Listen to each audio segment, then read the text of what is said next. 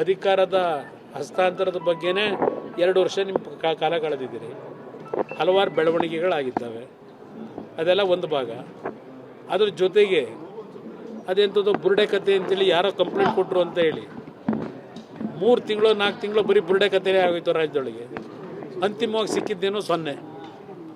ಈಗ ತಿಮ್ರೋಡಿಗೂ ಮೊನ್ನೆ ಏನೋ ಕೋರ್ಟಲ್ಲಿ ಈಗಾಗಲೇ ಅದು ಎಂಥದ್ದು ವೆಪನ್ ಇತ್ತು ಅಂತೇಳಿ ನೋಟಿಸ್ ಕೊಟ್ಟಿದ್ರಲ್ಲ, ಗಡಿಪಾರು ಅಂತೇಳಿ, ಅದಕ್ಕೂ ಈಗ ಸ್ಟೇ ಕೊಟ್ಟಾಯಿತು.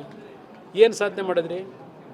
ಅದರಿಂದ ಇವತ್ತು ಈ RSSನ ವಿಷಯದಲ್ಲಿ ಪ್ರತಿನಿತ್ಯ ನೀವು ಟೀಕೆ ಮಾಡೋದು ಬಿಟ್ಟು ನಿಮ್ಮ ಕೆಲಸ ಏನಿದೆ ಸರ್ಕಾರ ನಡೆಸ್ತಕ್ಕಂಥದ್ದು ಅದರ ಕಡೆ ಗಮನ ಕೊಡಿ. ಸರ್, ಸತೀಶ್ ಜಾರಕಿಹೊಳಿ ಸಿಎಂ ಆಗಬೇಕು ಅನ್ನೋ ಒಂದು ಅಂಬೇಡ್ಕರ್ ಅವರ ಸಂವಿಧಾನದಲ್ಲಿ ಅವರ ಏನು ಒಂದು ಸಮಿತಿ ಕೊಟ್ಟಿರ್ತಕ್ಕಂಥ ಒಂದು ಕಾನ್ಸ್ಟಿಟ್ಯೂಷನ್ ಇದೆ. ಈ ದೇಶದಲ್ಲಿ ಯಾರು ಬೇಕಾದರೂ ಏನು ಬೇಕಾದರೂ ಆಗ್ಬೋದು ರಾಜಕೀಯವಾಗಿ.